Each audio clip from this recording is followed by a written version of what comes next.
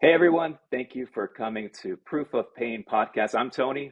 This is Grain of Salt, Mike Flaum. Mike, can you give us a brief background on you, your investment history, your tech history, and getting into the startup world? Yeah, so I'll give the quick 2 minute summary, and I'll keep this to the time. So I graduated college back in 1989 with a degree in economics. Basically, for the 1990s, I was aimless. I tried different things, different businesses. A friend said to me I believe in 1997, I'm still friends with him to today, very successful lawyer. He said, uh, "This internet thing is going to be big. You should go do it." That was the whole statement. I've talked to him about that just recently, even 6 months ago. He does not remember making the statement. He goes, "But we were right, weren't we?" I'm like, "Oh yeah, we were right." So I got a job at a small ISP in Florida at the time, and I learned about frame relay. And I saw that I worked there for about 6 months. Had 6 employees. Ended up getting a job at AT&T. Went to Global Crossing during the internet boom of 1999, Y2K 2000. Then the whole career took off. I mean, my net worth in 2000 was zero. I've said this before.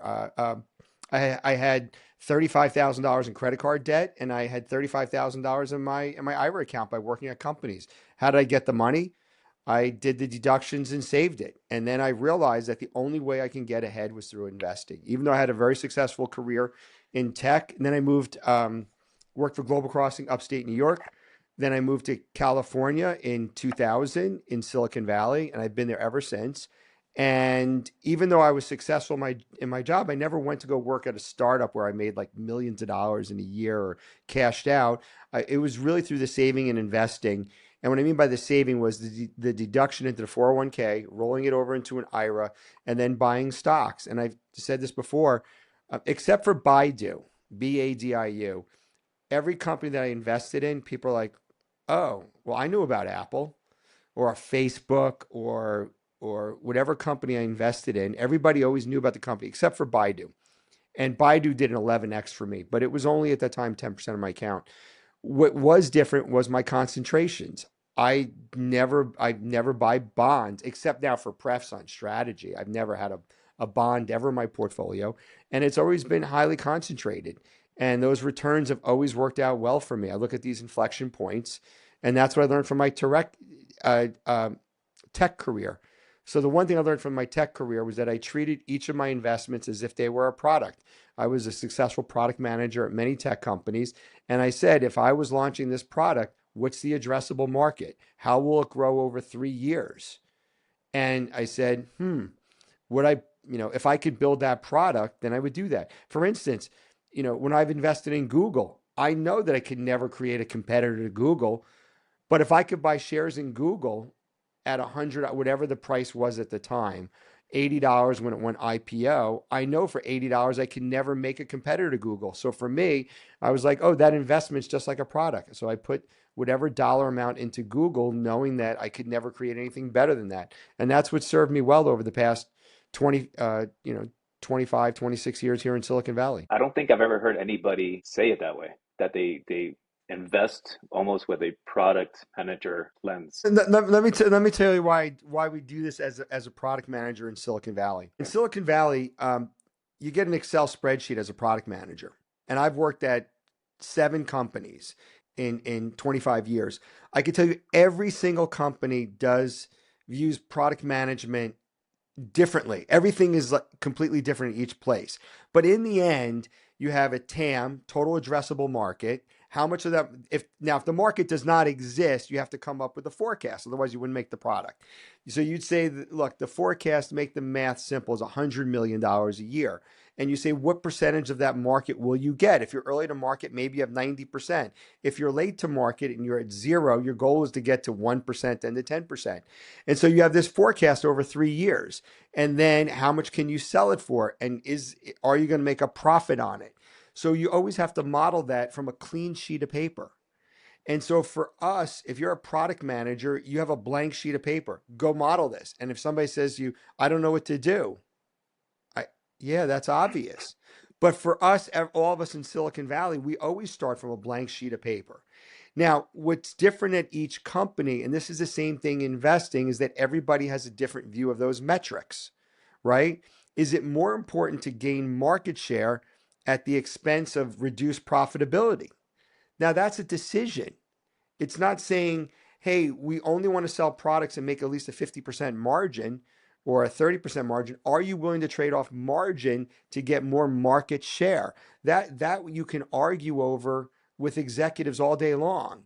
But the reality of the mechanics is, can you calculate that? If you can't calculate that, if you have an MBA and I say, I want you to give me a 3-year projection on a product that you come up with and trade this out. If you can't generate that in, well, now with AI, if you can't do that in 3 minutes, Yeah. it's that easy. And if somebody says, no, that's difficult, then I'm like, I don't know why you went to college then. I'm coming off full force on this because I didn't have AI basically up until 2 years ago. So we just did this the old fashioned way with Excel spreadsheet or Google Sheets and calculated ourselves. We made our own formulas. We said these are the parameters and metrics that we believe in. And then we go build a product based upon that. And this is the hard part.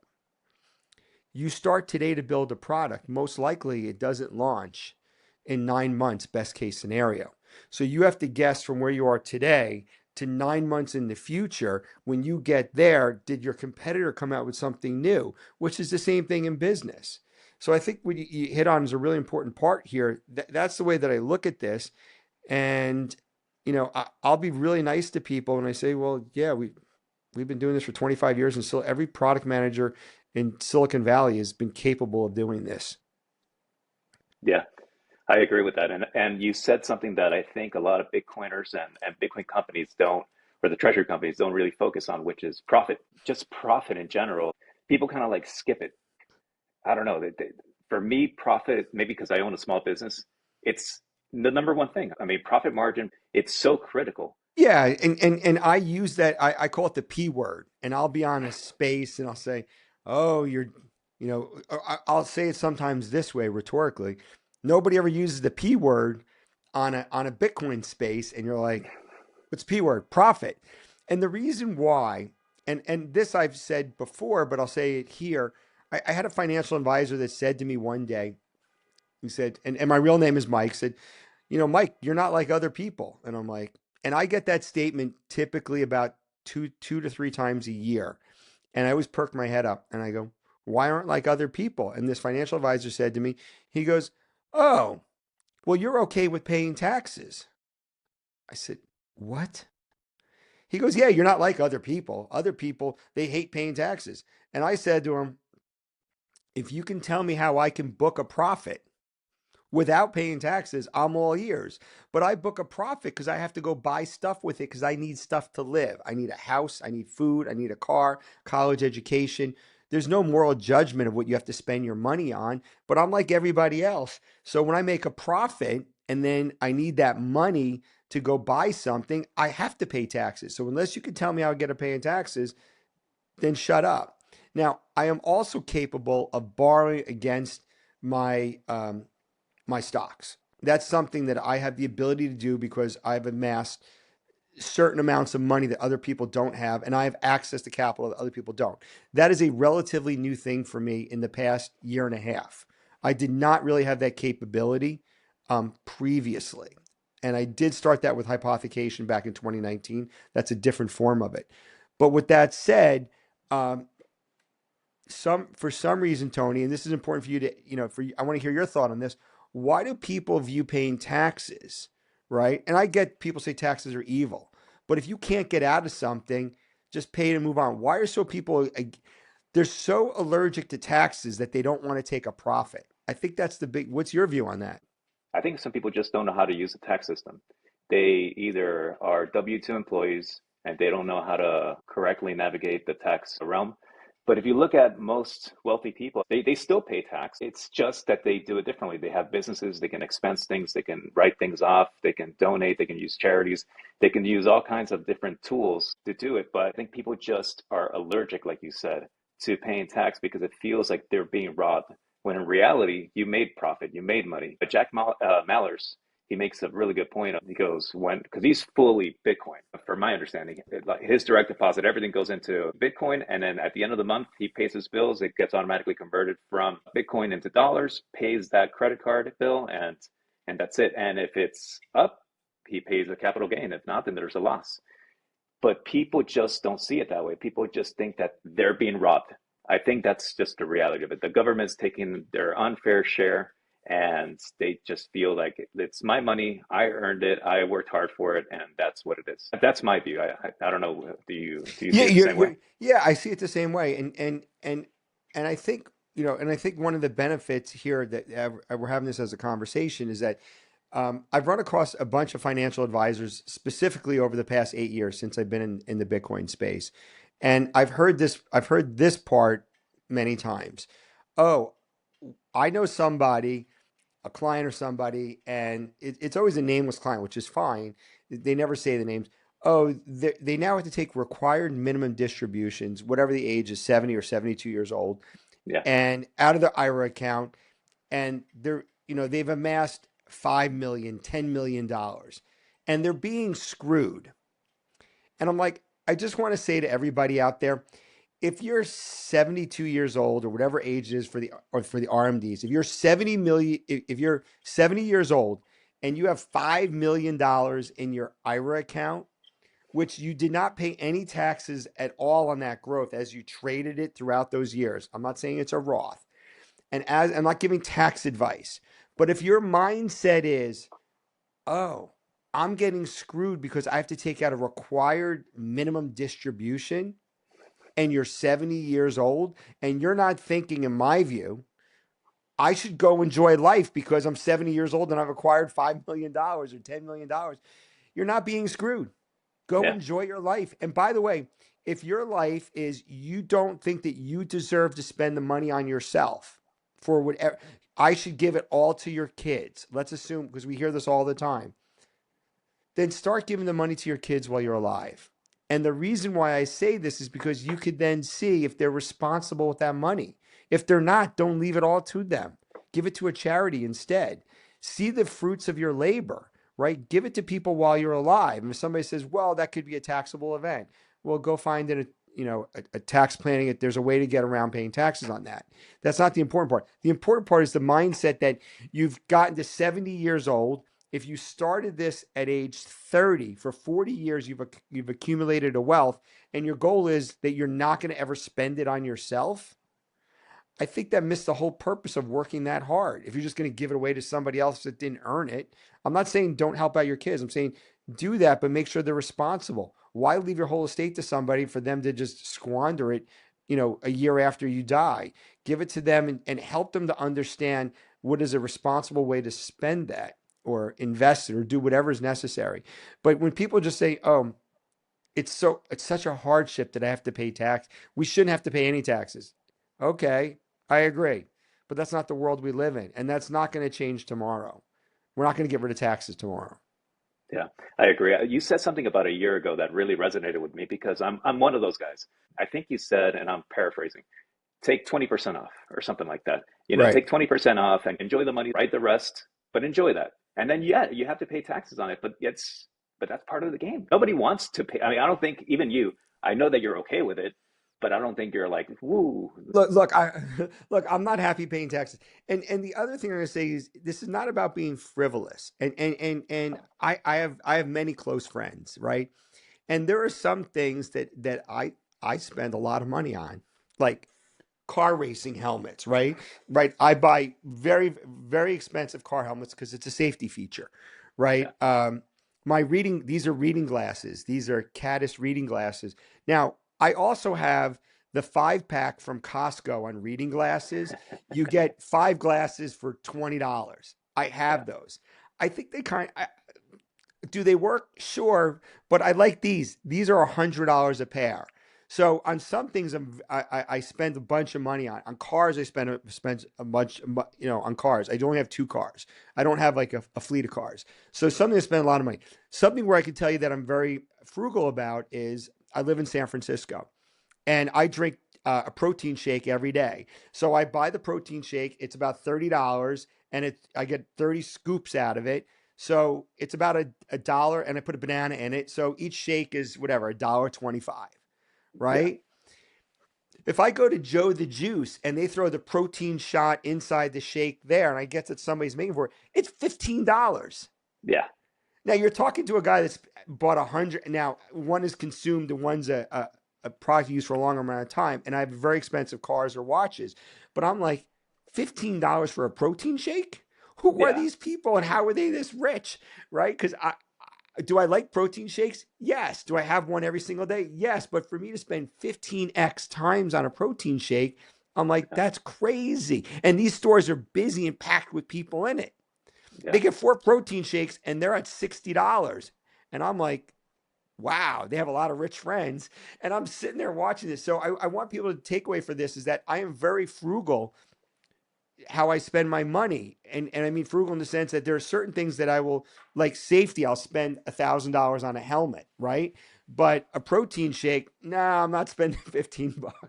Now, if I need one and I'm there, of course I'll go get one. But that, I like to be, I like to think that I have a balance there. I don't want people, the takeaway for this is that, oh, I could spend pretty much money on whatever I want, but I'm very careful with it. Yeah, and you should be. Of course. I'm the same way because I go to some coffee shops. We have a little group that meet up on Saturday mornings, and I usually get like a little cold brew, and it's not that expensive. It's like $5 or $6, but I see people that are there consistently, and they're buying like everything. Next thing you know, it's like $30, and if you do that every other day, it's a habit that can easily form, and some people just live outside their means. Most of the time, you're going to save money, and it's going to be a lot healthier if you do it at home. And it's a nice little ritual. You do it yourself. That's when you said the 20%, take it off the top, pay your taxes, and enjoy it. I think that resonated with me, and I'm sure it resonated with a lot of people who are so used to the Bitcoin mindset of hoard, like never sell your Bitcoin. There's like this whole thing with Bitcoin, and which I still struggle with. That's why I think it attracted me at first because it's like, well, you hodl, right? You hodl. I'm like, I'm good at hodling. I hodl a bunch of stuff. That's my personality, so I'm good with it. But there comes a point where you have to enjoy it. And if you're at 7 years old, enjoy your life, pay your taxes, enjoy your life, or start little by little rolling it into a Roth, right? I mean, that's another strategy that some people Yeah, do. yeah.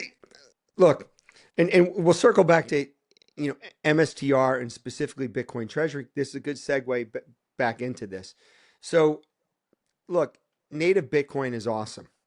It truly is. I found out about Bitcoin sometime right around 2013, 2014. I don't know the exact date. I was well aware of reading, I believe it was Wired Magazine, and they were talking about the Mount Gox hack.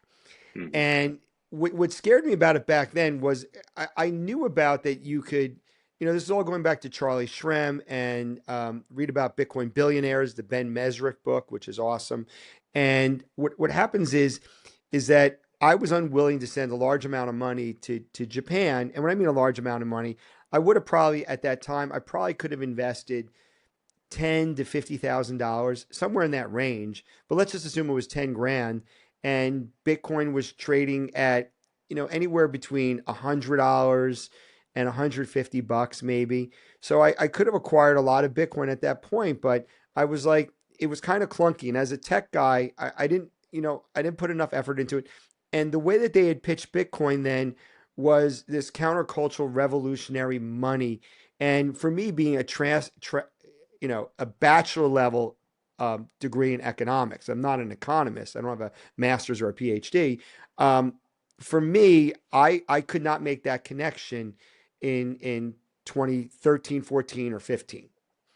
And then what happened is then we heard in December of 2015, I believe, I was on a bus ride. We had this conversation, two of my friends and a guy that worked for me, and we had this conversation about Bitcoin and the hash rate. And then for some reason, it never popped up again. And we've looked back. I think at that point, Bitcoin was about $400 each. I didn't buy any. I knew all about it, but I did not. It did not sink into my head. And then in May 15th of 2017, Brian Kelly goes on CNBC and says, as everybody knows. And I look, there's a couple statements that people have made very recently in the past 10 years. if somebody says, "Oh, you're not like everybody," then listen to them what they tell you, because Yeah. it's part of it's probably true in some sense, but their view of you is important. Or the other thing that somebody will say is, "As everybody knows." As soon as somebody says, "As everybody knows," pretty much a 99% chance you have no idea what they're going to No. say next. And Yeah. Brian Kelly says, "Oh, as everybody knows, Bitcoin hit its all-time high of $2,000 last week. And there's basically either go on Coinbase, buy native Bitcoin and put it in a hardware wallet, or buy Grayscale Bitcoin Trust and you could do it in your IRA account." And I was like, oh. And I pulled an all-nighter. And as I famously said before, went all in the next trading day. And I called those two buddies that were on that bus. What we cannot figure out to this day was, how come Bitcoin never once, and I said to them, not that we never talked about it. I said, in the intervening from that bus ride in Dallas, Texas to where we're all in Silicon Valley, how come, did you guys ever hear about Bitcoin ever? And they're like, no, it never came up in any of our feed. Not that we ever discussed it. Nobody ever remembers why in that year and a half period, we never heard about it once until that Brian Kelly video. And so that's important to explain where we are today and what shifted. So for me, because at that point in 2017, I was already in 2017, I was already 50 years old. So the vast majority of my money was tied up in two things: in my primary residence, my house, and in my IRA account. Mhm. And if I want, I just like you talked about Jack Mahler's, I optimized to max out every year my 401k. Every time I left a job, I rolled it into my IRA, and then my IRA can make my investments. So for me, that's where 99% of my wealth was. So if somebody's like, well, just get rid of your IRA account. Wait a second. It's like the money is in Dubai. And they're like, dude, you lived in Dubai? No, I didn't live in Dubai. The IRA account is the wrapper to have a tax deferred trading strategy. Yeah. And it has a long time frame. So I was like, oh, and then I pivoted to Grayscale Bitcoin Trust. Now, if I was 22 years old at the time, I would have a decision to make, right? Put some of the money into a Roth IRA because I made too much money to do that. Put money into a Roth IRA, that's a wrapper, and buy Grayscale Bitcoin Trust in 2017 prior to the spot Bitcoin ETFs, right? And put some money into Coinbase, buy native Bitcoin, and then store it, in cold storage. And that would Yeah. be a choice between those two. And so for me, because I was already 50 years old, it made sense for me to be solely focused on the tax structure of it because that's where the money was. Taking it out meant I'd take a 10% penalty. I'd pay ordinary income taxes, which in my tax bracket would be 37%. So 10% penalty plus 37% is 47%. Plus I live in the state of California, and at my tax bracket, Yeah. it'd be almost 13%, 12%, which would basically put me at 60% tax. And people be like, oh, you see, taxes are evil. I'm like, okay, they're evil. What did I do? I didn't pay the taxes. I left the money in the account, bought it, ran the account up, and I took my advice in December 2017, took 20% off the table. I then paid that 60% taxes. And I split it between December of 17 and January 3rd of 2018. I split it between it just worked out that it was the end of the year. I took a large money out in December of 17 and then in January of 18 because it's a progressive tax level. It Yeah. just doesn't hit automatically. So I did do that tax planning and I bucked basically a 60% tax rate.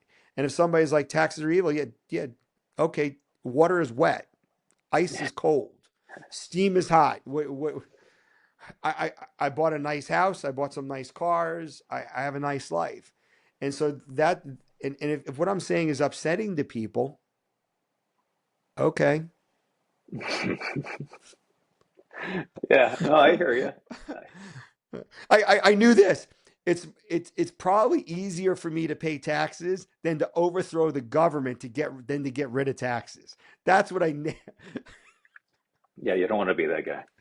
You don't want to be the one right. that's fighting And I it. don't want to go to jail. So I was like, On that topic, I have talked to a few people who are younger. So between 20 and let's say 40. between 20 and 40 who are kind of trying to plan everything out. Do you have any advice if you were to go back and I know that's a big bracket, so maybe we can split it 20 to 30 and 30 to 40. How would you think about the Roth IRA versus traditional IRA? How would you split that up? It's tough because as a company, you're well, not as a company, but working for a company, it's a 401k that you roll over into typically a traditional IRA. So how would you? I just curious. I mean, I don't not Yeah, to so spend too yeah, much so time. so so this is not financial advice, but this is what I tell people. Look, Roth IRA is better than a regular IRA. It depends upon with the Roth IRA, the money goes in post tax, and then it comes out with no taxes on it. So that's better. Now, the benefit with a regular IRA is that the money goes in pre tax. And Hmm. so if you want to maximize what you could do. And I think always have multiple buckets and always maximize what's going on. So the Roth IRA would be better. Um, I'm not a big fan of taking money out of a regular IRA and the backdoor Roth contribution because you're paying taxes on it and then your investment has to go up to first it has in order for that investment to get to zero, it's got to compensate for whatever you paid in taxes. So if you take money out of your IRA account and then you do the backdoor Roth contribution and you lose 20% in taxes, you have to make back that 20% just to get back to zero. I'm not if on a long time frame, sure, you should be okay. Um, so I'm not a huge proponent of that. And so if you're a young person, what I would do is put your money into multiple buckets and definitely do the Roth IRA, do have a regular brokerage account, and then you have to have a checking account, cash to live on. And I would divide up the money into multiple buckets and multiple, whether tax treatments, your Roth IRA, a regular brokerage account, and you want to be able to access this money. And the reason why I say this, if you're 22 years old and your goal is at the age of 30, 8 years down the road, you want to go buy a place to live in. To take it out of the IRA account, you're going to pay a penalty before the age of 55. So that's why you want to have some money in a regular brokerage account to get rid of um, that what do you call it? That penalty payment. So you have to think of your life. If you're 22, where are you going to be at 30 years old? And you're like, well, I'm never going to buy a house. Okay, you need to think about it. What happens if something changes and you want to buy a condo? Or you get a great job and they relocate you to a low cost and you could be in the suburbs and drive in and your life changes. So you always want to have that optionality. That's what I would always think about. And one of the crazy things is that one of the last companies I worked for, Dell, they had a Roth uh, they had a Roth 401k, and because it was a company sponsored Roth 401k, there was no income limit, and I could participate in it. So I got a Roth 401k, and then I rolled it over into a Roth IRA, Wow. which is kind of weird. Now, if you're self-employed, there are ways you could do this. You could do a self-directed Roth 401k, which you can't do if you work for a regular corporation unless the corporation has it. So what I'm saying here is that if this sounds confusing, do some research on it or contact people and ask ChatGPT about all these different things that I've just said. And you want to have optionality in the future. What I can tell a person that's 22 years old right now is the one thing that is guaranteed to happen. And they're like, my name is Mike. You can call me Grain of Salt. And I'm giving you an absolute guarantee right now. Over the next 4 to 8 years, the world is guaranteed to change. And some of those changes will be unexpected. That is a guarantee. And if you think that, oh, I'm just going to only do one thing and I'm just going to be successful, no, you're probably going to have to do multiple things. You're going to have to change. That's the guarantee. Yeah. What I'm trying to, the world will change in an unexpected way. We already know it's going to change due to AI, but that's the guarantee that 100% true. It will change. Your life will change and you want to have that optionality. So don't just get stuck on one thing and be ready to update your beliefs. I think we should, pivot to the Bitcoin treasuries because what we've seen in that space is that many people don't want to update. They're like, oh, Michael Saylor said this 3 months ago. Yeah.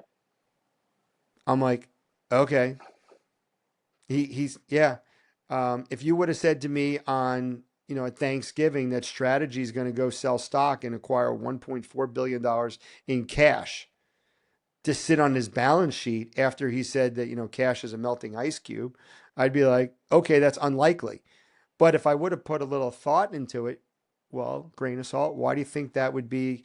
Why do you think that that would be a good idea? Well, that would be a good idea because now when you go to the rating agencies, he can show that he could pay his dividend yields for a certain amount of time, which is the exact way that they reported that. And then they came up with that new metric. So if you fully believe that cash is a melting ice cube, it may have a different purpose for a $50 billion publicly traded company.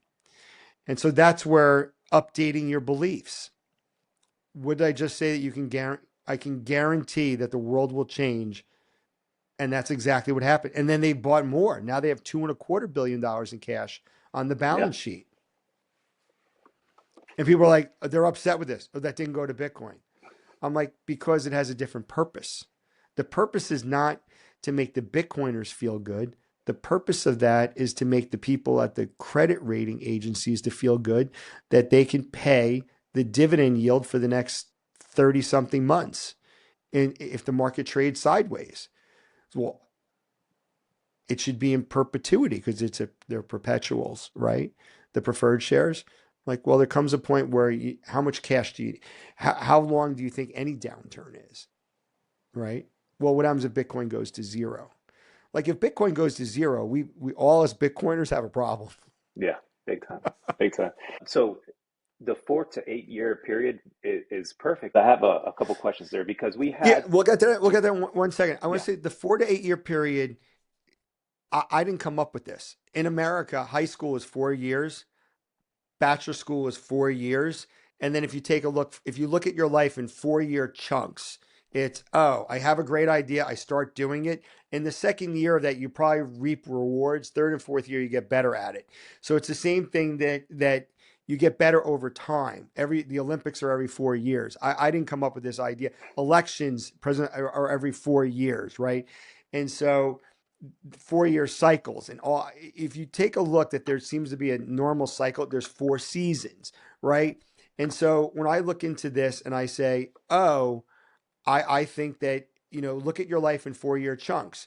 Graduate college, you're 21, 22 years old, whatever age it is. Where do you want to be in 4 years from that? And then the next 4 years. So you graduate, you're 22, 30 years old. Where do you, most people don't think like that. And they begin thinking, hey, 60 years old, they better start saving for retirement. It's like, you only got like 10, 12 years, right? You yeah. missed all that compound. So anyway, go ahead with yours. That's why I want to say why I come up with 4 years. It's a little bit arbitrary, but it kind of makes sense. If your strategy in 4 years, you've gone from, well, it's a little bit more than 4 years, but in 2020, you went from just having, I think he had 250 or 500 million in cash to buying that equivalent in Bitcoin. Then it became, I think at the end of 2023 or 2024 is when the whole flywheel idea came out, which is they had the bonds or the convertible bonds. That was another gear, I think they call it now. So they had that. Then towards the end of 2024, starting 2025, they added the preferreds. So as a company, as a business, everything changes. It's minimum 4 years, in my opinion. I believe you've talked about 2020, seeing MicroStrategy, seeing Saylor talk about it, getting into strategy. So what's your experience been like seeing all these little gears take place, and now it's like this turbo engine, or more than a turbo. Okay, Now it's a rocket engine. right. So I posted. So when I had never heard of Michael Saylor, I've never heard of the company MicroStrategy prior to whatever date in August when he announced that they did the Bitcoin purchase. I had never heard of the company and never heard of him. And many people that I've spoken to that are incredibly smart people, well-informed people, they had the same experience that I did. They never heard of the company, they never heard of him. And then when that announcement happened, we're like, wow, this is something really interesting. So I bought a few shares. It was not a lot. And because I didn't know how that experiment would work, I didn't know what his track record was. So I did not go in scale into strategy until December of 2022, January of 2023, which was pretty much the bottom. Now people are like, well, your cost basis is $16.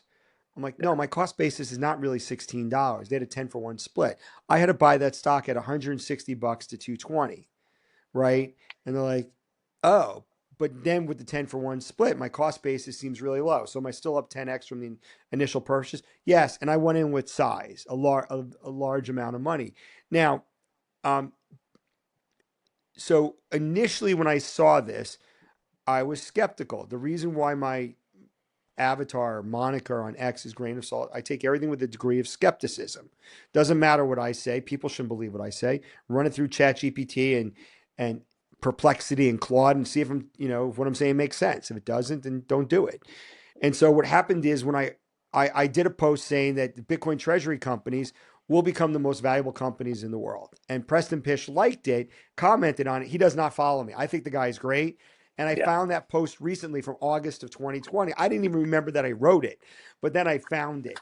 So initially, I was skeptical, like this will be too good to be true. What's happened with strategy over the time is that as they learn more, and this is the one thing about Michael Saylor that he is willing to update his beliefs. And I did a post on this. He could change his view based upon that new information. Originally, he bought some for cash and then he started doing these converts. And then he realized the converts weren't that great because of the delta hedging. So then they started metrics in I believe in the Q3 earnings report to show a scorecard when the converts begin to roll off. And what they recently posted was there's more prefs, the preferred stock, STRC, STRK, STRD, STRF in notional value than there are in prefs. They posted this. It's not like I'm just making something up. They want the prefs to be more important than the delta hedges on the converts. And they did a convert, I think, as late as January of 2025. For whatever reason, I don't know why, but now their position on converts is I don't think they're ever going to do a convert again because they don't like the delta hedging. And what's different is that they've launched all these prefs, specifically STRC, which has changed their views. So for me, could I have predicted that they would come up with all these things? No. Had ever heard of a perpetual pref before they did it? I heard of preferred shares. I never heard of a perpetual one, right? And so from that view, it was new. And so for me, I had to update my beliefs. And what did I do? I then listened to smart people, Dan Hillary, Jeff Walton, Ben Workman, and MSTR True North guys, and we go through this to figure out, oh, is this has this existed before? And then it turns out you find out that these things have existed before. There's these water prefs that were in the Netherlands Yeah. that are still available today that are still paying out 400 or 500 years later. Consoles that were in the UK for 200 or 300 years until finally they redeemed them. So there are prefs that have existed for hundreds of years. I was just unaware of them. And so anyway, with that said, going back to this, it's what did I see? Initially, when I saw it, I was skeptical. I'm the first person to say that. Going to your to the prefs, there are some examples of perpetual prefs that have existed. One thing that does give me a little bit of pause and it kind of kind of gives me like a little hesitation when it comes to AI helping in the development of this is I can see it twofold. I can see the AI being an incredible tool, and then somebody like Saylor who has such a high IQ using AI and kind of battling back and forth with AI to create these new products. Um, but at the same time, I can see how sometimes AI can give you, I don't know if false positive is the right word, but it can hallucinate. Is there any hesitation, any worry, any risk that you see in AI helping develop these products? Or do you have just full confidence that the team of Sailor, Fong, regulators, lawyers, are they enough to check AI? Um, I think that's what we should spend the last 15 minutes talking about. I think that's the most important part that you said where we are today. So look, I had a conversation it was in a public setting with Sailor. It's not like I had this private phone call with him or something like that. And I was talking to him very particularly about something that I was doing. And it was in a public setting, it was open. It was in a hallway in New York City. And he looks at me and he says, He goes, do you use AI? And I'm like, sure, every day. He says, well, go into ChatGPT, go into deep research mode, and then you just go full force with it, and you just ask it the hardest questions, and you just use the word battle. He didn't use the word battle. He just said deep research mode, and you ask these questions, and it'll give you the responses. He goes, I have the best lawyers in the world, and I use deep research mode all the time. I'm like, oh. Now, I was like, oh, that's a great idea. Thank you very much. Have a great trip. I'm like, okay. Now, what I did not say to him at that point was, I didn't know that deep research mode existed. So I immediately leave after the conversation, open up ChatGPT, and I go, when did deep research mode come out? Oh, 6 weeks ago. I'm like, oh, did I, it's hard to know something if you don't know it. And so that clue that he gave me was, I'm like, oh, and then it began to think. So the other thing about AI is that if you use AI and say, give me the best restaurant or what's this multiplication, if you ask AI a surface level question, it gives you a surface level answer. If you ask AI both structure, narrative, if you give it a really complex question, it will give you it treats you back proportional to what you're saying. So it's like, oh, wait a second. Are you saying that smart people get smarter responses? No, what I'm saying is smarter prompts get smarter answers. So you don't have to be smart, but you want to have smarter prompts. And people are like, oh, so you have to think about this. The other thing is that AI is a collective term. AI is at the top. And below that, you have an LLM, large language model. I'll explain that in a second. You have machine learning. How does it get better? Then you have agents. Oh, I'll make something that'll do a task consistently. You could say, hey, give me an update of the price of Bitcoin every morning at 7 a.m. And that's an agent. And it will go run and go do that. Or you could tell it to respond to you, whatever. That's an agentic part of it. Yeah. In the LLM, the large language model, is that every time you talk to AI, it ranks you linguistically. How do you set up your structure? How do you set up your narrative? If you're just saying, hey, I want to feel good about something, it gives you a feel good response. But if you're like, explain to me the mechanics and frameworks of how a perpetual preferred works over time in comparison to what was done in history, tell me something that I don't know that existed, the Dutch water perpetuals, it will give you a IQ of 130 response. But if you just say, oh, our perpetual pref's good, it's like, okay, maybe. Yeah. One other thing I want to talk about is the hallucinations. There was a lot of comments on hallucinations and so forth. So hallucinations are not really what people think they are. And I'll give a good example. If I have an original document and I take it and I photocopy it, and then I lose the original, take the photocopy and I photocopy that again. And for the old people, a photocopier is a machine that you open up, you put it on, a light goes across it, and it gives you a copy of it, right? In the advent of printers, we don't do that anymore. What happens over time is that as you keep on, you lost the original, you lose the copies, you photocopy the copy, it gets grainier and grainier and grainier. What a hallucination is that I ask AI a very particular question. Give me, 3 peer-reviewed medications that do X, Y, Z, and it will give you back an answer. Here's the summary. Here are the 3 medications. Here are the hyperlinks to the articles, peer-reviewed journals that are on some website that gives you the answer. Okay. Then you keep on querying that answer. And then 3 days later, you get a hallucination. You're like, oh, there's AI, there's hallucination. No, it's like the photocopy machine copying it. What AI has never done that I'm aware of, it's never created a third-party PDF peer-reviewed report that's 50 pages long on a made-up third-party page on the internet with a URL. What happens when people say it hallucinates is that they don't ever go to the source document and read it because the source document is 50 pages. What they should do is, oh, I'm doing something important. It gave me these references to a PDF. Copy and paste the PDF, paste it into AI. Now say, give me, the 3 most important pages in the document, and I'll go read the document myself. No, that takes too much effort. So the hallucination is the photocopying of it, and then you get something, and then you go with it, and you say, oh, you see it hallucinated, therefore AI is not usable. No, you had no rigor. You were not rigorous in your conversation with AI, and then it hallucinated. The other thing that I have that some people back in the olden days, I don't know why this is surprising to people. My name is Grain of Salt.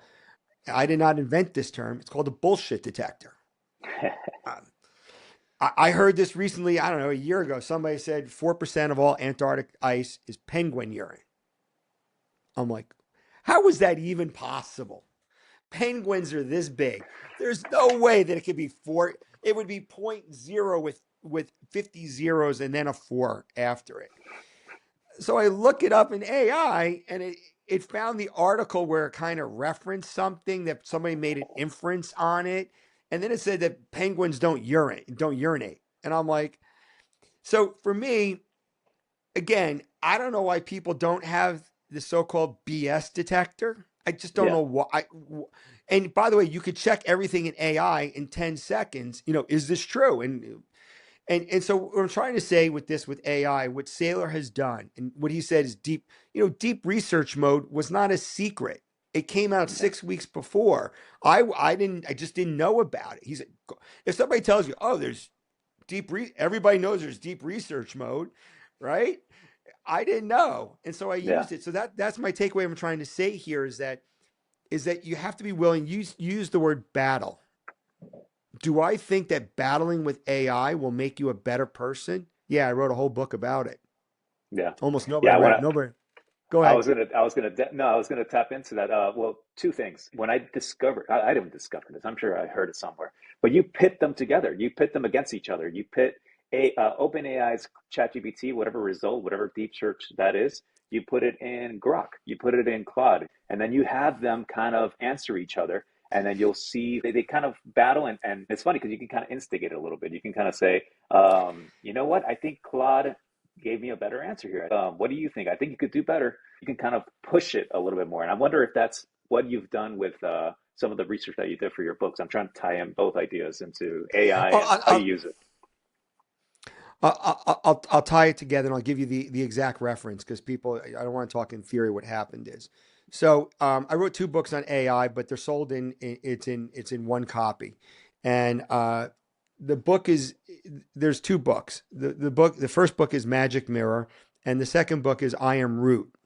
And in the second book, I wrote the second book first. And universally, people wrote back to is like, this book is too difficult to read. And the book is only 30 pages. They're like, after the first chapter, people are like, I don't give a crap. I want a refund, even though they didn't pay for it. Right. And I was like, okay. So then I wrote the second book, Magic Mirror. And I'll explain that in a second. But I want to go what happened with Claude specifically. So when I wrote that book, I wrote it using ChatGPT, but I rewrote the book three full times. And the original book was so terrible from the first one that I wrote that I scrapped it entirely. So somebody's like, Wow. it's AI slop. Look, if I don't like reading my own book, then nobody else is either. So then I rewrote the whole second book, which is I Am Root. And in that book, I came up with this classification. There are basically three types of people, and they're called observers, high performers, and operators. And an observer looks at things and says, oh, this is the way the world is. And like, okay. And they will ask these surface level questions in AI. And then there's high performers, people that have domain expertise, they have technical fluency, they have narrative fluency, and they can speak incredibly well. And you're like, oh, those are high performers. And then you have something called operators, which is a very, very rare group of people. And I coined these terms myself. And so what an operator is that when I hear something, what I'm able to do is I'm able to reconstruct it from first principles. I could say, oh, Tony, you told me about XYZ. Let me reconstruct this for you. What you're saying is this, and this. And you go, oh, I get that. And I go, now what an operator does is, what's the second order derivative? Second order derivative is, why is that important? You're like, oh, that is important because of this, ABC. What's the third order derivative? Oh, what happens to it in the future? What happens with a lot of high performers, they can get on stage and they can speak about things and they sound incredibly articulate because they are. Then when you go to ask them a question, I can ask a question that can almost destabilize anybody except for another operator. And why I can't do that with an operator is because they can reconstruct, they can tell the second and third order derivatives. So for strategy, let's be clear. Hey, we could buy Bitcoin with cash. That's a good thing because Bitcoin will go up in value. First principle thinking. And then Saylor does first principle thinking again. Wouldn't it be great if we could borrow money to do this but not use debt? Oh, what's available? Converts. We'll convert the stock price at a future convert price. And then people are like, oh, but the percentage for most of them was zero. It's like, how is he able to sell this at 0%? Because the conversion was typically at about 40%. So if the stock was $100, you can convert it at $140 3 years down the road, or whatever the term is. Then he thought about it, first principles. Then he found that, the delta hedging is not good. That's rough. That was the second order effect. The converts are great. It doesn't dilute the shareholders up front, but the delta hedging was not good. So that's what then happened. Then he does first principle thinking again. Oh, using deep research mode or whatever he used. He's like, oh, I'll come up with prefs. Prefs don't have the delta hedging. So it gets rid of that. The other part is now the prefs can be incorporated into the second order effect. Oh, the prefs can go into pref ETFs, that is the second order and third order effect, is now has a different ecosystem. Yeah. So Saylor is an operator that does this. So how is this related to Claude? I wrote this to Claude, and Claude's response gave back to me is that Mike Flaum, and I said, rate me as you're a New York Times book critic. Claude's like, oh, Mike Flaum, the author of I Am Root, is explaining a hierarchy that's based in elitism. Because the elite people, I'm making a classification.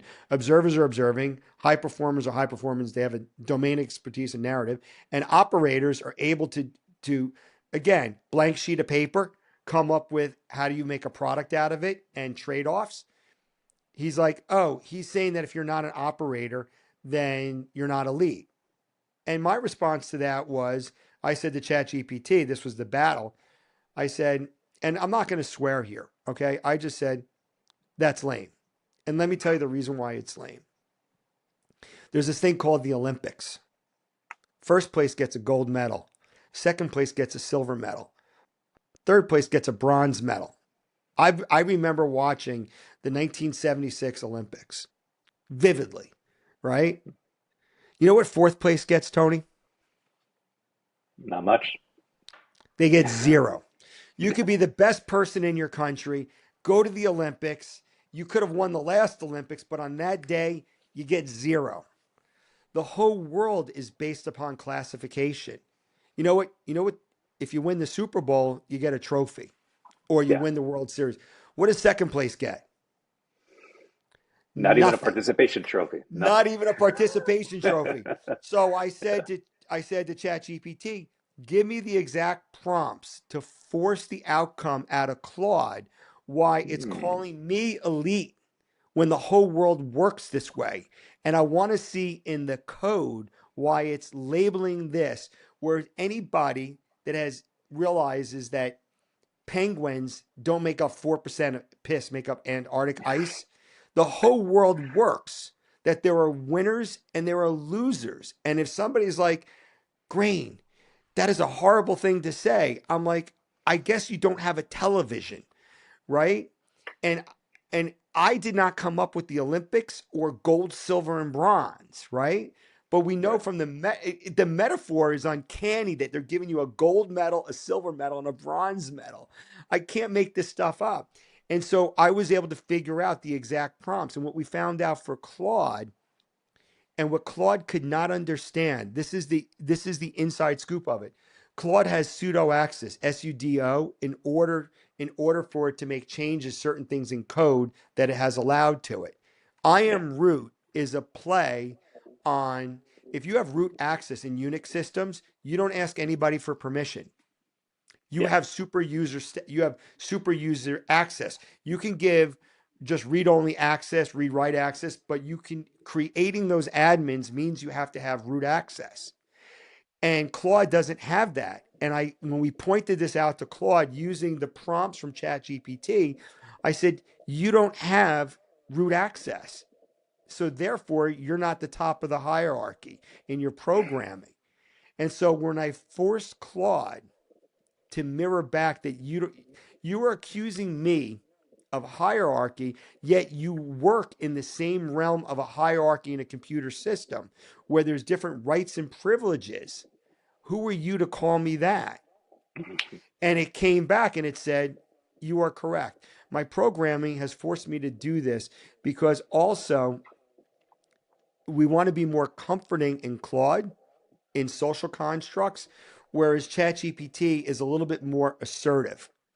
And that's where the programming is different between these LLMs, because the terminology that I use here was not about writing code, but it goes back into hierarchy. So I know this was long winded, but when somebody asks me about AI, I have a choice. I could say to them, okay, you use AI? Yeah, I've been using it for a year. Tell me what your best prompts are. And Yeah. if they struggle with that, then I'm like, I'm gonna go grab a Diet Coke. Yeah. Well, if you remember, early Google, or even before that, like Ask Jeeves and Alexa, was it Alexa? It wasn't as simple as now. Like you were basically a web search engineer to get the right answer. Google has gotten so good that you can just type in anything and it'll give you a pretty good answer. But back in the early 2000s, it wasn't as clear. It wasn't as easy. Yeah, so let me give a reason why what Google did behind the scenes. Because again, I'm dating myself back in the old days. So when I started, I always want to understand the mechanics and structure, how things work. So in search engines, you could look this up. There's something called Boolean operators, Boolean. And what a Boolean operator is, for instance, an easy one is you could type a word in and put in quotation marks. So if you spell something incorrectly, put in quotation marks, it will give you the best hit with that word spelled incorrectly because you put in quote mark. It's an exact match. Boolean operators are also give me this, comma, not this. Give me this and this. And so Boolean operators are code that you could type in, and the search engine will then follow that structure.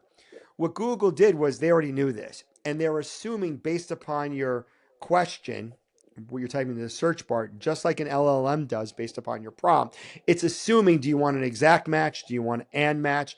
Do you want Right. an or match? Or do you want a not? And so from once you learn that, how the system works, you're like, oh, and so when I talk to some people about this, they're like, well, I was unaware of that. Okay, I'm unaware of a lot of things.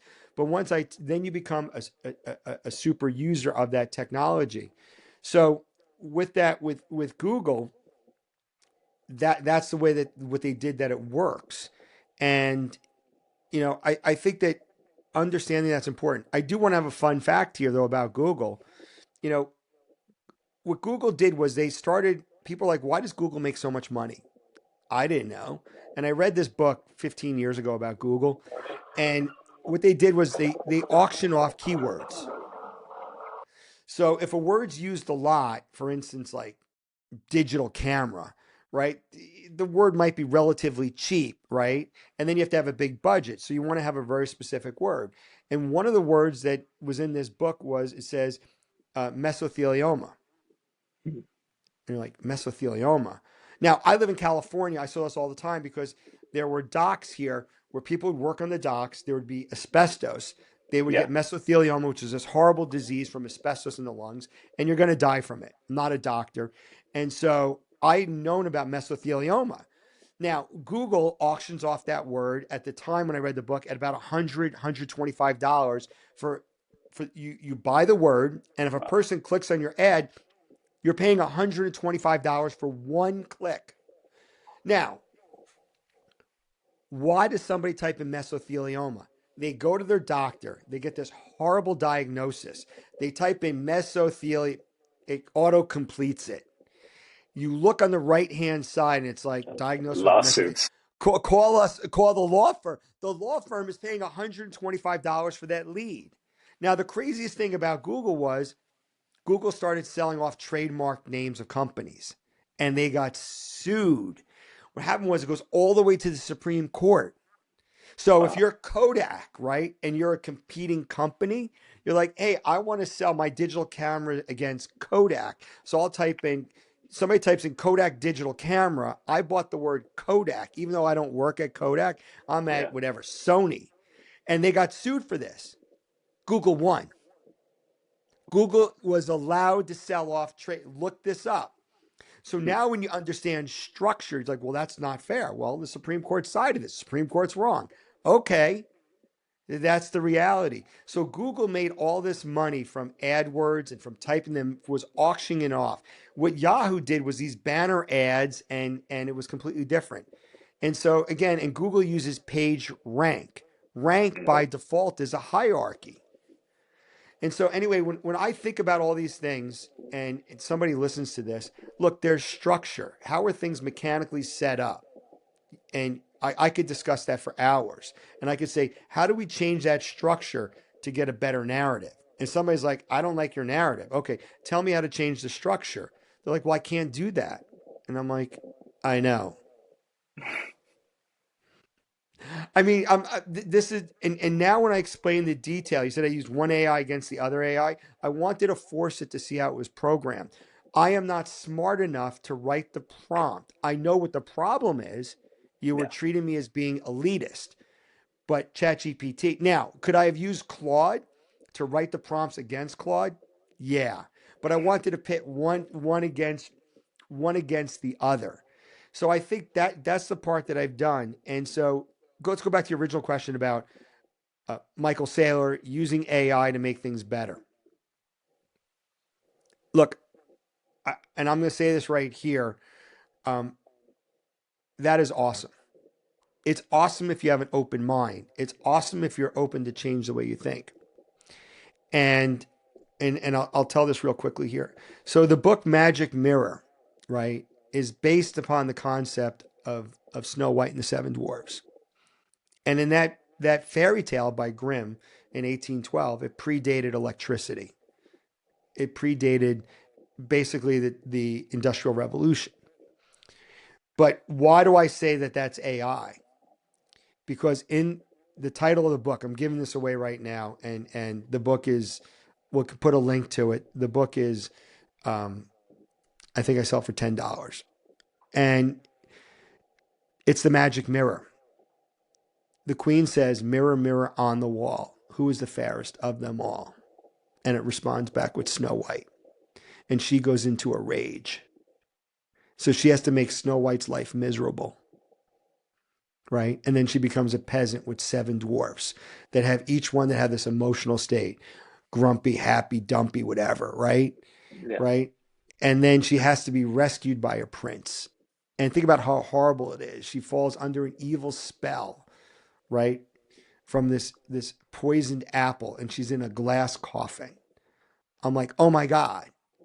But the most important part about this is the magic mirror. And why do I think the magic mirror is AI? It's because if you battle with AI and say, you ask it, is this a smart thing that I just said? It may come back and say, no, it wasn't. I get that response at least 5 times a day from AI. No, you're wrong on this. And I do that and I change that before I say it publicly. That's what the magic mirror is. And so somebody's like, oh, how does that relate to computers? There's this guy, Arthur C. Clarke, and he said this about technology. Any suitably advanced technology, right, is indistinguishable from magic. Yeah.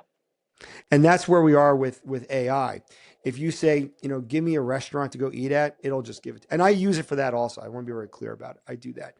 But if you ask AI how to improve yourself, how to improve your company, how to improve your products, and you battle, use the term battle, you battle with it, you may not like your answers. It will not be comfortable, but it will give you a great response. And then you have to think about, are you going to go do that? And I think that's the part where, this is one of my only podcasts where I really got a chance to talk about the whole arc here. I always had to keep in technology, you always have to update everything. People didn't stop watching movies. They just stopped from going to Blockbuster to Netflix. Yeah. And then, and the last part is Netflix is one of the biggest produced movie houses now because it has all this money coming in, and it Right. wins Academy Awards. Yeah. Yeah. Did any of us have that on the bingo card when Nope. Netflix came out and was mailing out DVDs? Not me. Nope. I didn't think Nope. about that. That's the second and third order effect. Oh, they made so much money that they can create original content and original movies now, and now they can win. And you could look at that, the rise of Amazon and Netflix, how many Oscars they have won over the years. And that's the way Saylor looks at this. What is the relevance all of this to strategy? Is that strategy will be the largest issuer of digital credit. They're not going to be a bank. They're not. They want banks to wrap up Stretch as a high, as their own money market fund. We call it white labeling in technology, Yeah. and strip off 3%, right? So pay 8%, strip off 3%. And then the pundits always be, oh, I can just go buy it myself natively. I go, you can. What's your point? Yeah. Yeah. But most people won't. That's a reality. Most people won't. They probably want Most people want. the safer. Well, it's packaged as safer. And what happens is that goes to the total addressable market. Sailor's got 5 million followers. Let's just assume that maybe, let's assume that half the people like him. Let's assume that 1 million of them are probably bots, right? I don't know. I would probably say 25% of my followers are bots, right? But my point about this is that he needs distribution, right? And what was Netflix distribution? Netflix distribution was anybody with a computer, anybody with an iPhone that can watch a movie anywhere. And so that was the distribution that they had. And what Saylor is saying is, I'm going to be the largest issuer of digital credit. He said it, not me. I agree with him. And so for the people that are just like, hey, 8%, I'm used to getting 4%. This is called the JP Morgan or the Morgan Stanley, high return, high yield money market fund. Okay. And Morgan Stanley or JP Morgan strips off 2.5%, 3% for themselves. Morgan Stanley and JP Morgan, you can already buy Stretch through them. Yeah. Stretch is already inside the Morgan Stanley preferred ETF. Those are second and third order effects. Yeah. Saylor, once he changed his beliefs. So I think we tied everything together. What else did you want to cover? Well, I wanted to, now that I mean, we're still on strategy. So Sure. your shares per Bitcoin versus Bitcoin per share. So can you dive into that a little bit more? Because I think a lot of people Sure. don't understand that. Sure. So Bitcoin per share has existed for years. I don't know how many years. I think at least 3 years or 4 years, which strategy that and we use the term accretive. So every time they at a positive mNAV, multiple to net asset value, if it's trading at 2 mNAV to make the math simple, they arbitrage that 50%, right, on 2 mNAV, right? They're selling a $1 share for $2. They arbitrage that $1 and they get more Bitcoin per share because it was trading at a premium. And I'm like, okay. And so we know from the start, what I did in the table was it started out as 0.0005 and it's about 0.002. And then there'd be a zero after that. So it has increased about 4x from the start in Bitcoin per share. Now, if you look at the numbers, 0.0005 and then 0.002, humans are just not good at leading zeros after a decimal point. Right. So if we were saying, oh, you started at 5 and you went to 20, anybody can do 4 times 5 in their head in multiplication.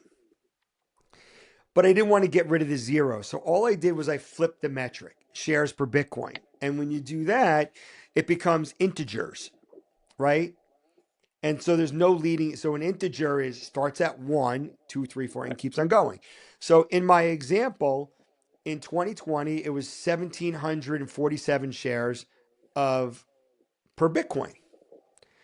And now in the table that I did each year, I showed how many Bitcoin they had, how many shares on the last day of each year.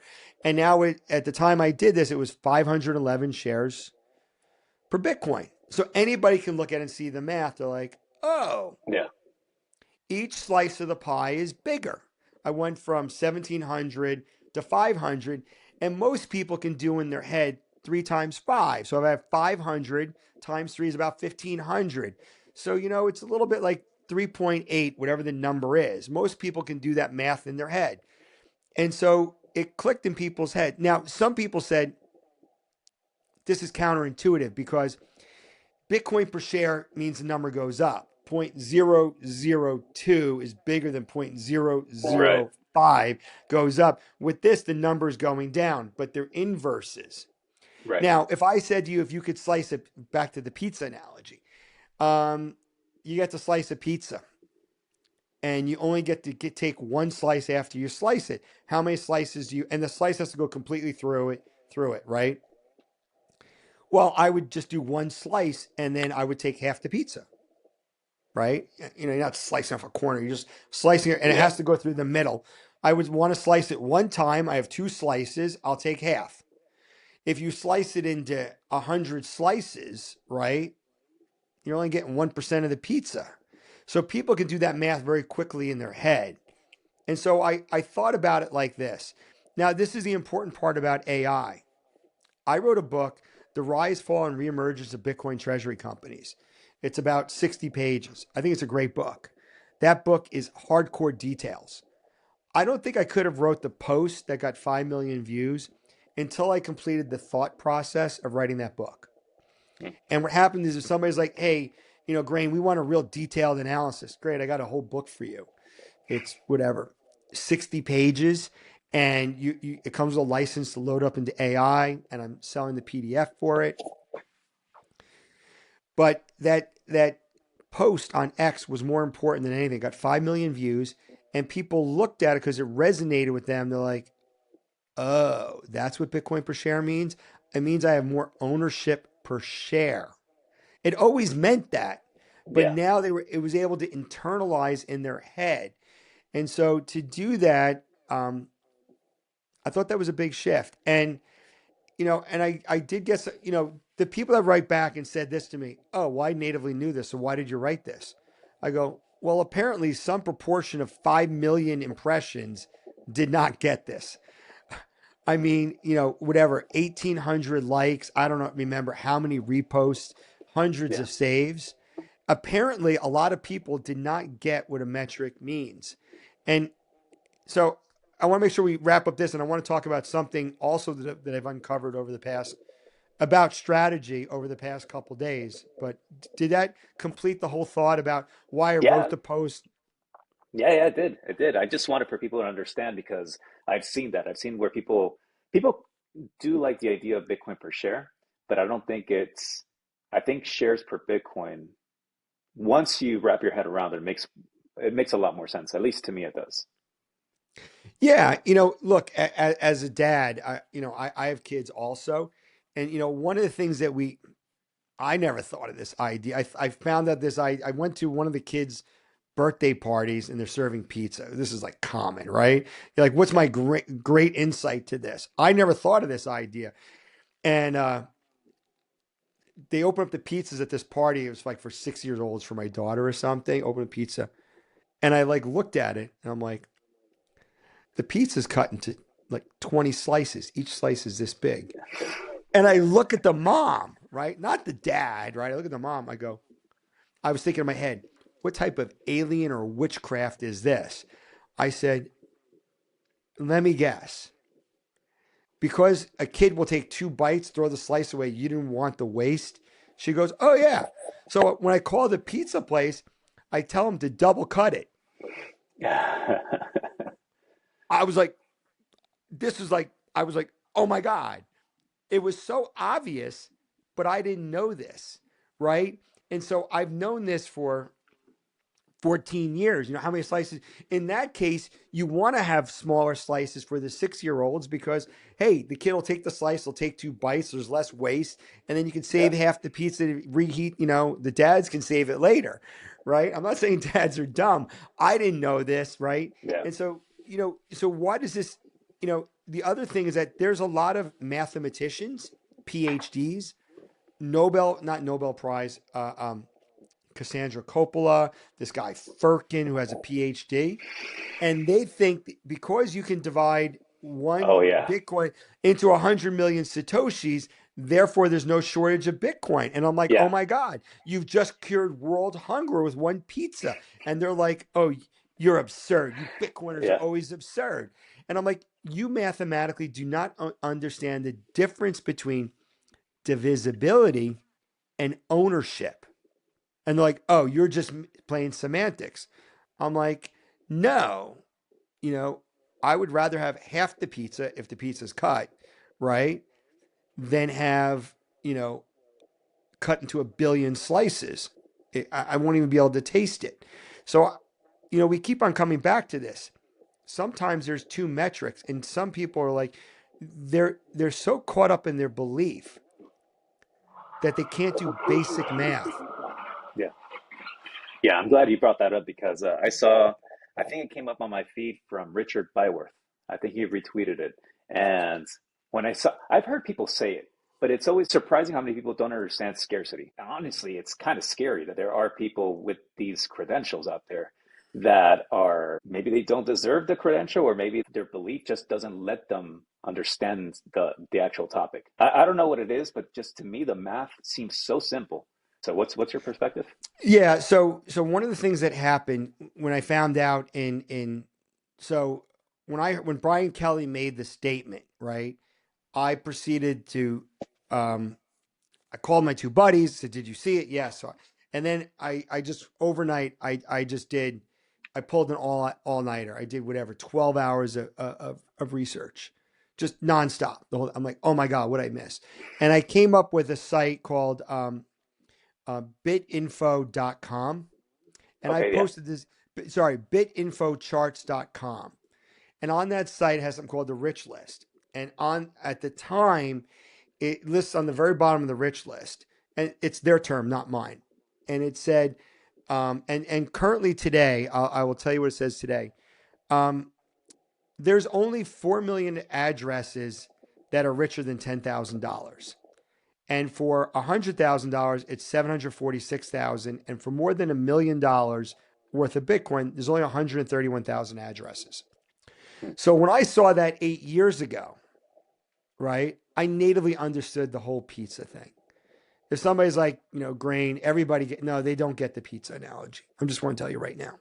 And the better you are at math, it's more likely that you do not understand the pizza metaphor or example or analogy. You just don't.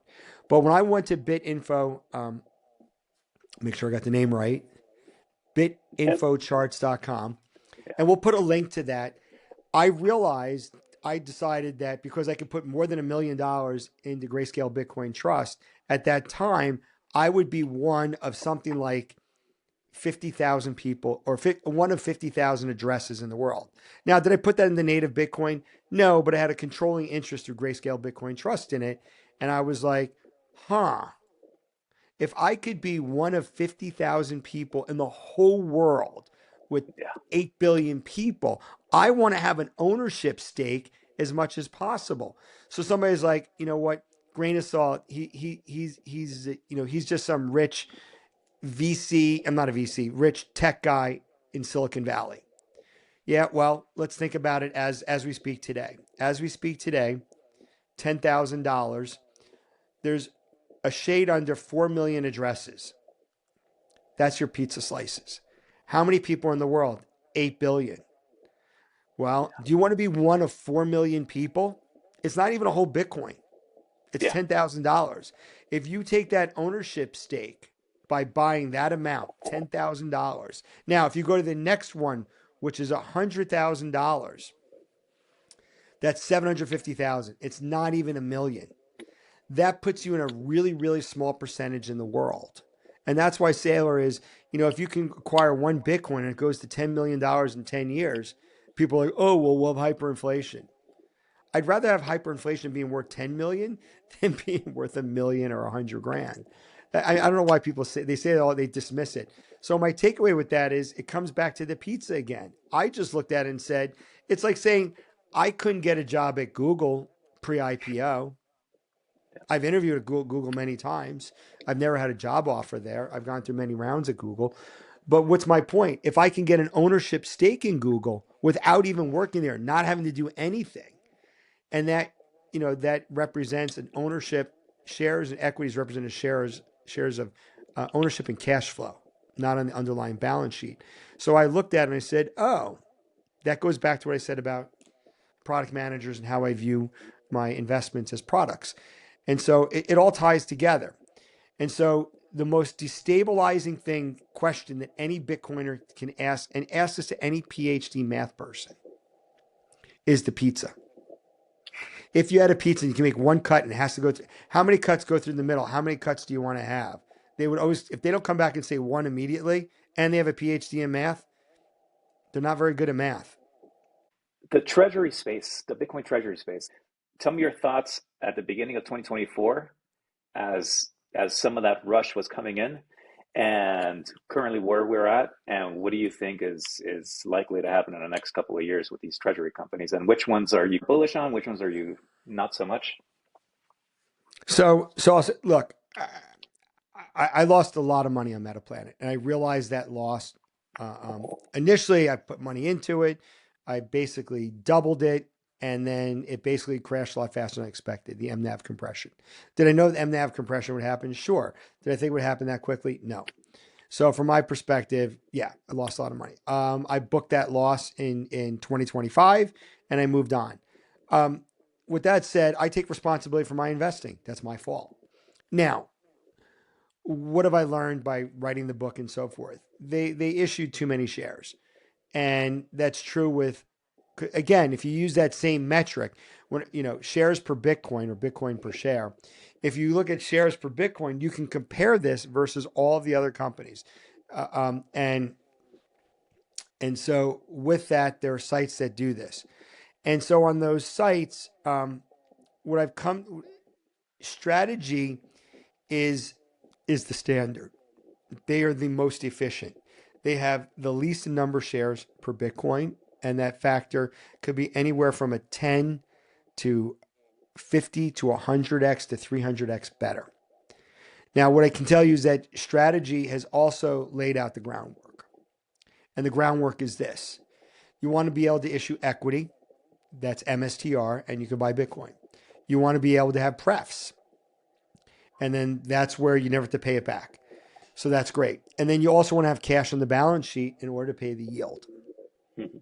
So they have these three levers. I've talked about this. And so I wrote a whole article about this. So that's great. They do have the one catch on their balance sheet is the converts. And what they've said about due to the delta hedging, and what they have posted about this is that the prefs now notionally in value are worth more than the converts. So they know that they're most likely they will not do converts again. So they're well aware of that. So you want to have a clean balance sheet. If you look at Strive, right?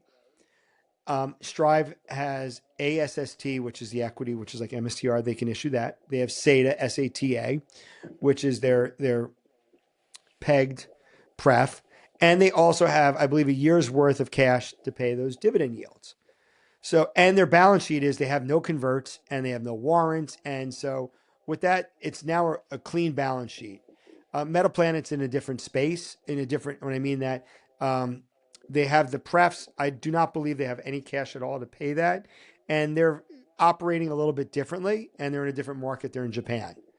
And so with that, I think that those are the two best run companies besides strategy. The other ones, it really depends upon how many shares per Bitcoin, how many claims. It comes back down to the pizza again. And that's the efficiency that happens. And if you have a company that has low amount of shares per Bitcoin, and for instance, let's say the amount of Bitcoin they have versus how much cash flow they make, if they make more cash flow than the EPS from the Bitcoin each month, then they're not really a pure Bitcoin Treasury playbook company. And because they make enough money from their existing cash flow to use it to buy Bitcoin. So that is a good distinction to have also. So I think that when you look at this, a lot of these metrics, they existed, but we didn't think them through enough, including myself. And so now we have this degree of clarity. And we talk about this all the time. And so with that, I think that's why I think that Strive is the cleanest one. I do think that they have a lot of shares compared to Strategy. And so with that, the reverse split, I think that mechanically changes the amount of shares, but it doesn't change the ownership metric, right? And so what I mean by that is um, if, if, if I have one pizza, right, and it's cut into 10 slices, right? So let me make sure I do this where the numbers are really easy. So if I have a pizza that's cut into 10 slices and uh, I own 50% of it. I'm saying this for a very particular reason. I now cut that pizza into 4 slices. So now I only have 2 slices. The percent ownership didn't change. I was going to use 25%, but then it would be a half a slice. That's why I Yeah. was thinking this through. And I didn't want to use 30%. So again, if I have a pizza and it's cut into 100 slices and I own 50% of it, I have 50 slices. I now change the share count down. My percent of ownership stays the same. Right. So reverse splits are typically not positive for stock momentum, whereas a forward split, which Strategy did, is right. If you have one share, I'll now replace it with 10 shares, Yeah. right? That is viewed as positive because the shares got too expensive. So in this case, it's going the reverse way. So I think that you are going to see reverse splits. I think that this is going to settle out in the marketplace. I think that the prefs changed everything. I think what Strategy has done with acquiring cash is important. And I think that's where the market has shifted.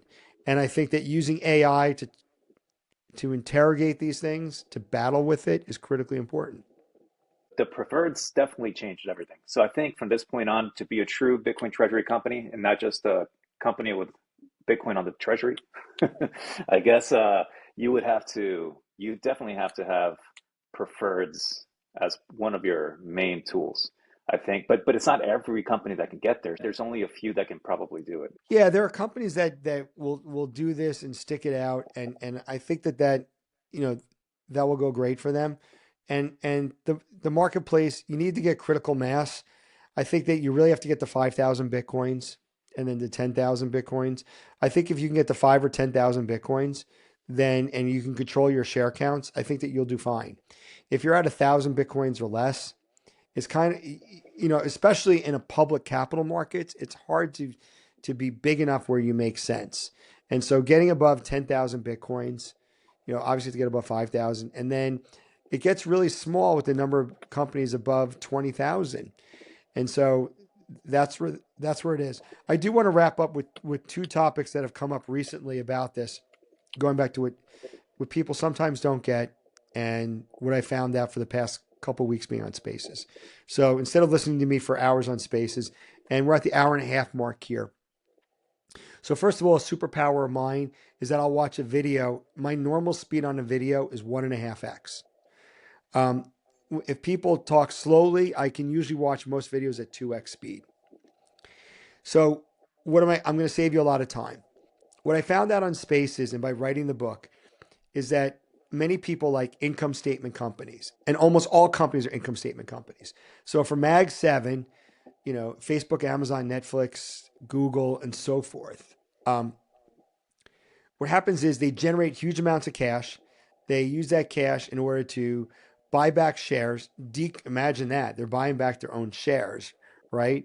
Which decreases the amount of shares out there, which boosts, right? Which boosts, the price, convexity of the price. So they do that. People are like, oh, this is awesome. That's how they operate. What Saylor would say is they're surrendering that cash. They're not giving it back to the shareholders. They're saying we're buying back our own shares so that the share price then has convexity restored to it. So they're reducing the pool of shares. Okay, fair thing. Bitcoin treasury companies are balance sheet companies. And what made that possible? What made that possible was Saylor did two things, and one had to happen first. He petitioned the Financial Accounting Standards Board, FASB, to market for Bitcoin on the balance sheet. So previously what happened is you'd buy Bitcoin at whatever price. If it goes up, you could book that gain, but then if it goes down, you have to impair it permanently, and it would keep on going down.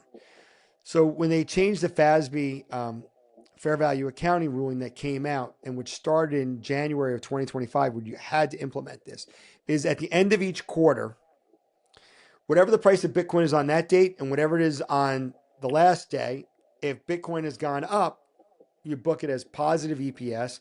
And if Bitcoin has gone down, it's negative EPS, whether or not you sold it or not. And that changed for everybody that had it. It was just not for Yeah. strategy. It was everybody. So it's a balance sheet accounting. You're like, okay. So that happens, right? Then I was on Spaces and people said one of the most important things that people don't get is CAMT. Like, what do you mean CAMT? Well, one of the problems was, well, if Bitcoin is at this price, let's just say it's at 80,000, goes to 100,000, and I book that positive EPS, even though you didn't sell the Bitcoin, is that positive EPS taxable? And what happened was we got FASB first, and we did not get clarity on the corporate alternative minimum tax. And I believe that came out in sometime of October of last year. And so what I said on Spaces is that what you're not getting about a balance sheet company is that they have to book the profit, but they do not pay taxes on it. And they're like, wait a second, they had to sell the Bitcoin in order to book a profit.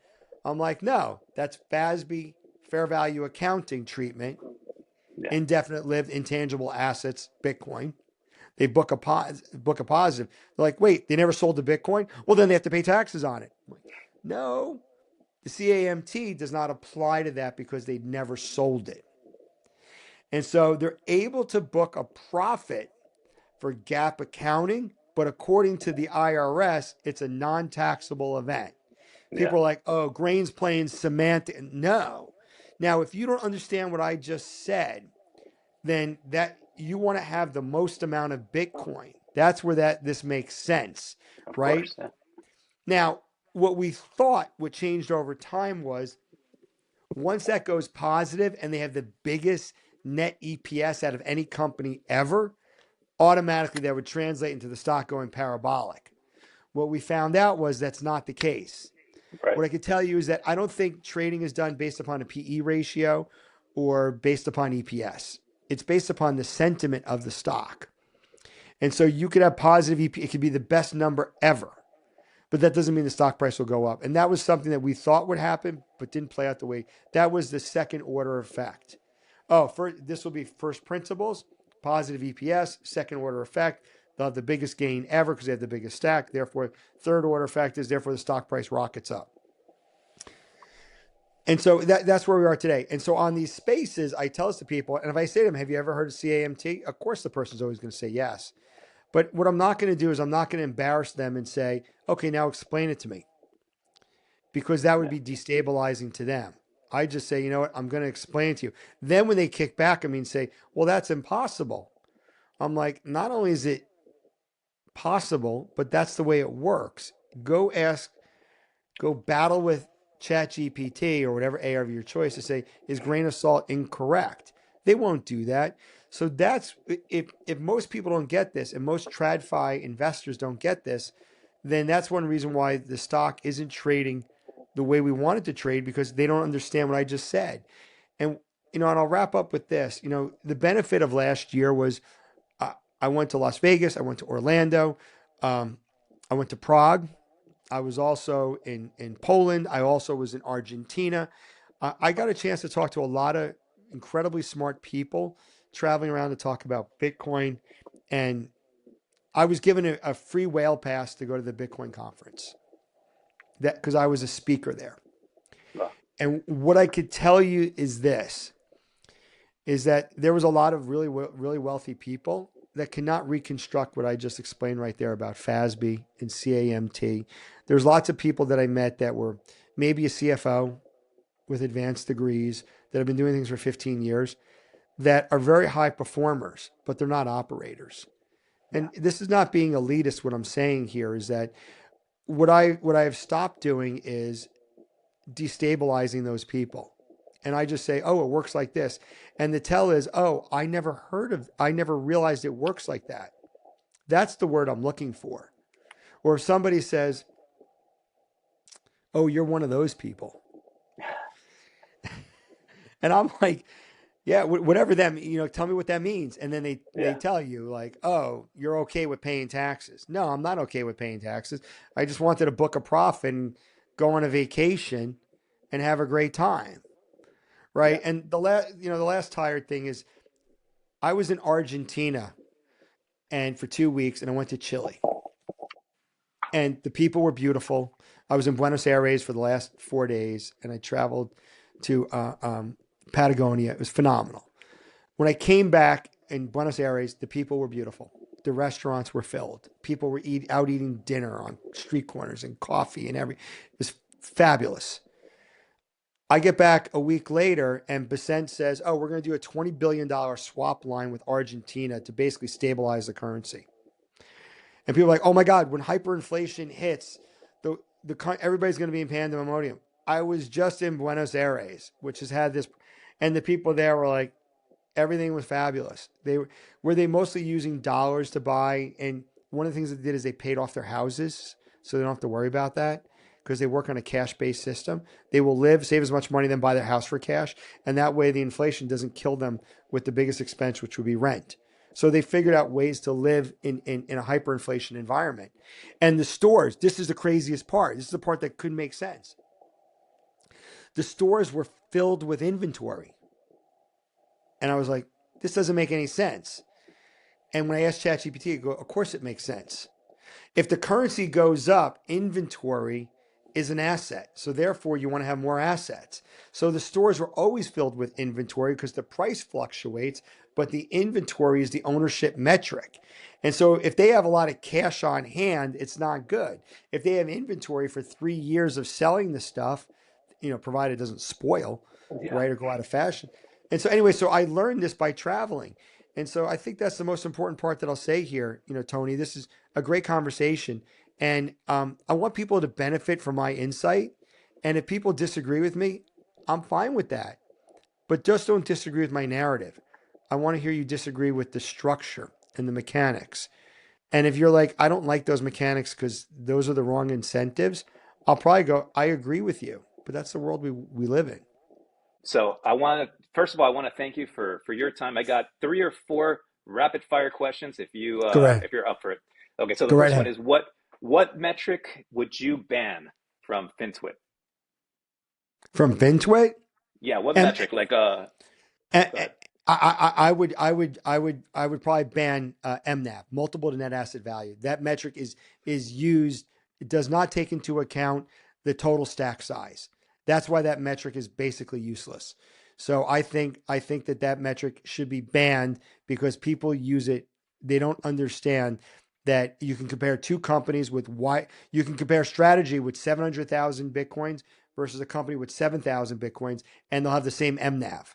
And so I think that's the word. I would ban that metric because Okay, people don't base it on that. Go ahead. Next question. that's a great one. I think I know the answer to this one, but what metric would you add to every treasury company for them that they have to report it quarterly, at least quarterly?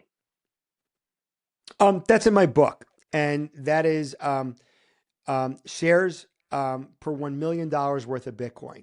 That takes into account Huh. the amount of Bitcoin that they have. So the share count, do it as share count, so it'd be as an integer per $1 million worth of Bitcoin, and that normalizes it based upon your stack size. So that metric should be used. It's in my book, and you could also use the metric that's also in the book: shares per $1 million worth of market cap, and that's where there's a relationship between strategies, shares, efficiency, and the Mag 7. And so That's awesome. that's an awesome metric that would be used. I think most people they'd be like, "Oh, that's too hard to understand." So that's the metric that I would my own metric. I like it. Well, I thought you were going to say just shares per Bitcoin. Okay, one thing of Bitcoin in 2026 that you agree with that you think most people will disagree with.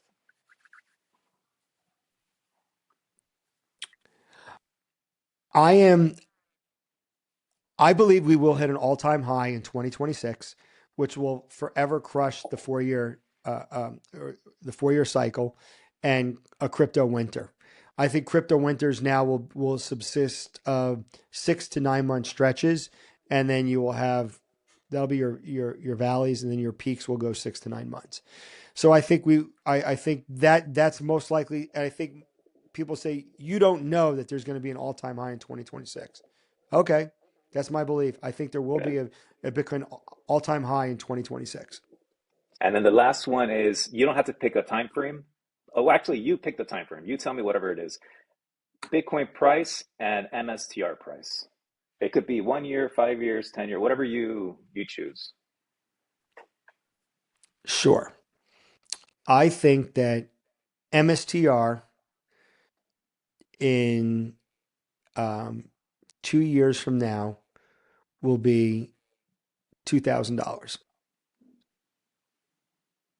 and Perfect. the Bitcoin price 2 years from now, $250,000. I think it's pretty In, it'll conservative. be it'll be. I think it's conservative on the 2 year time frame. And if somebody would be like, "Why did he come up with 2 years?" I believe that the convert at $670 is in late 2028. And so they need the price, given the vol on the stock of 50 to 70%. They, if you've got a convert price of 670 and change, you got to have the stock price at double, because you can't miss, you don't want to miss that convert. So my view is they've got to get that stock price comfortably above. If you just took a triple of 700, it'd be 2,100. So I think about $2,000 in 2 years, and in 2 years, um, I would really hope, if we can get to 150, 200,000, 250 shouldn't be hard. In 2 full years from now, I think that would be my goal. It seems the current run in silver and gold, it's definitely not out of the realm of possibility, but that would Yeah. be my conservative approach. And maybe the only thing is the price of Bitcoin could be lower, and the price of strategy would be the same, because it'll trade at a higher mNAV. And that's solely because of the amount of Bitcoin that they have. Mhm. Perfect. All right. 700,000 plus. Go ahead. Mike, thank you so much for your time. Tell people how to find you. Right. So I go the handle on X is grain of salt. It's at Z06 Z07. It's a Corvette thing. I did not think of it when I got that, to have something easier. My real name is Mike Flaum. I've got a couple books. We'll put a link Yeah. to where the books are. One's on Kindle, one's on Shopify, so you can get them as PDFs, load them into AI, and ask questions. If you ever want to think like me, right? Or you disagree with me, buy the book for $10, load it into AI, and then interrogate it and say, is this crap? Or where am I wrong? And if it comes back with that, I'd be more than happy to, publicly to talk about that. But I've designed that specifically. So you can find me on X, spend most of my time there. And Tony, hey, I really thank you for this. We went almost 2 hours. I think we covered a Yeah. lot of ground, but I think we covered it. Thank you. Thank you so much. Have a good one.